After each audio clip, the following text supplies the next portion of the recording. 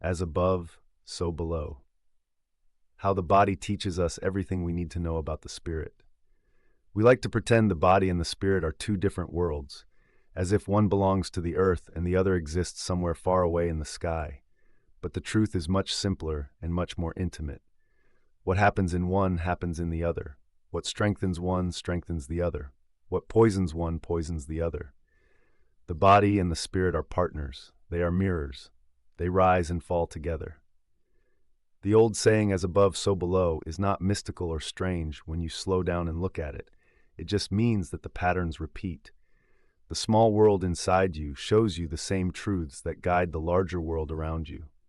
And the larger world reflects what is happening inside you too. There is no separation. There is no border between the physical and the spiritual. Everything is connected. Everything follows the same rules.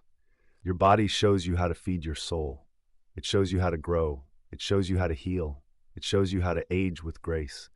If you ever feel lost in life, return to your body. Watch how it reacts to what you give it. Watch how it breaks down and rebuilds. Watch how it fights to stay alive. Watch how it chooses healing even when you do not notice.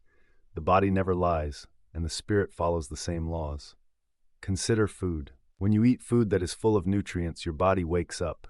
It gathers strength. Your cells repair themselves. Your mind sharpens. You feel more alive. When you eat food that is heavy and artificial, you may feel full for a moment, but then the crash comes. Your energy dips. Your emotions feel unstable. Your body becomes inflamed. You wake up tired. You age faster. You slowly become someone who is surviving instead of thriving. Your spirit responds the same way to what you feed it. The spirit needs nourishment. It needs truth. It needs connection. It needs stillness. It needs beauty. It needs hope. It needs kindness. Every time you give your spirit something real, it grows. Every time you feed it something harmful, it weakens. A bad diet for the soul is just as damaging as a bad diet for the body. Filling your spirit with constant comparison, anger, cruelty, lies, drama, and noise will make you spiritually sick. You may not notice it at first. It creeps in quietly. You stop feeling joy. You stop feeling grounded. You start feeling jealous. You react instead of choosing. You lose your sense of direction. You forget who you are. Over time, your spirit becomes malnourished and starved. The damage is real, even if you cannot see it on a screen or a lab test. But the path back is the same for both. When you clean up what you consume, you begin to heal. When you choose healthier thoughts and healthier environments, your spirit starts to mend. You become clear. You become steady. You become softer but stronger at the same time. Spiritual healing is simply nutrition for the soul. Growing muscles teaches you another truth about spiritual growth. People think muscles grow when you lift something heavy. They do not. They grow when you rest. They grow when they repair the micro tears that lifting created. Growth requires strain first. Something has to pull, something has to stretch, something has to break open just a little. This is natural. This is necessary. Without this stress, the muscle never becomes stronger. Your spirit grows the same way. It does not grow in ease. It does not grow in comfort. It grows when something challenges you. It grows when life stretches you. It grows when something hurts and you have to rebuild yourself around the wound. Your spirit becomes deeper and wiser because of what you survive. You become more compassionate because you know suffering. You become more resilient because you have been pushed. You become more humble because you have been broken open. You become more connected because you know how it feels to be lost. This is not punishment. It is the same pattern that lives in your muscles. Tear, repair, rise, repeat. A broken heart that heals becomes a stronger heart. A shaken sense of self that finds its way home becomes a wiser self. None of it is wasted. Nothing is meaningless. Every struggle feeds your growth in ways you cannot see in the moment. Aging is another teacher. People fear aging because they think it only means decline. But aging is the body's way of revealing truth. It strips away illusion. It teaches you what matters. When you are young, you think strength is in how fast you can run or how many things you can juggle at once.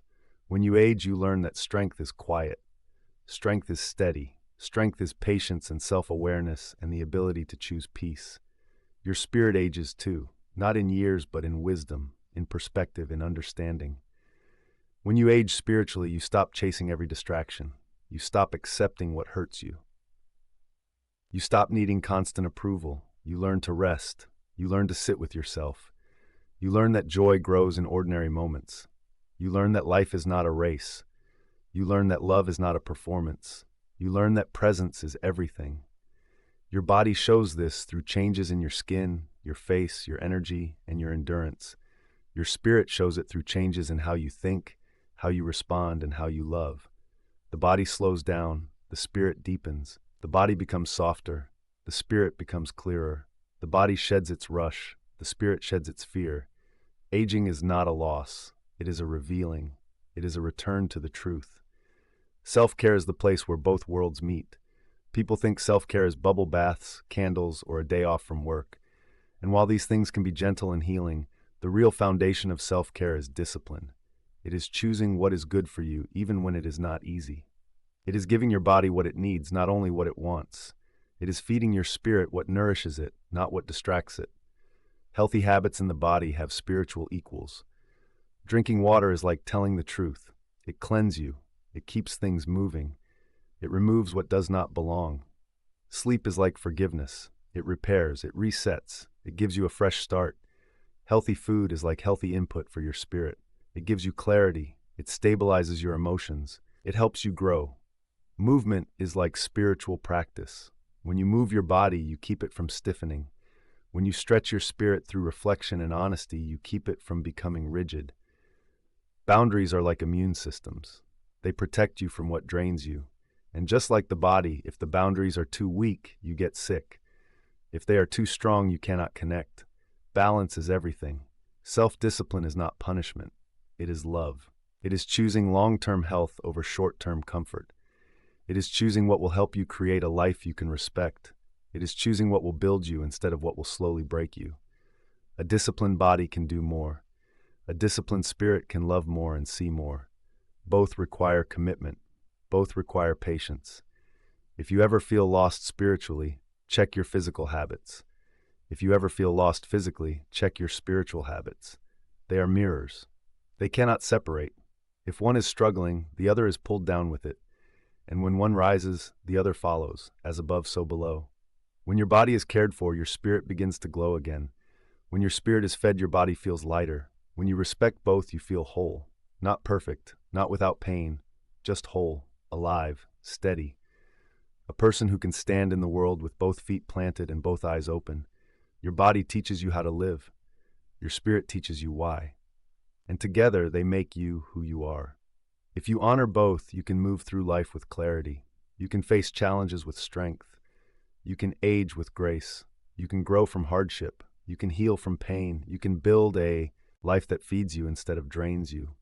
Everything you need to know is already inside you, in your breath, in your heartbeat, in your aches and your healing, in your joy and your sorrow, in the way your body rises each morning to try again, and in the way your spirit keeps reaching for meaning. They are the same. They are reflections of each other, as above, so below.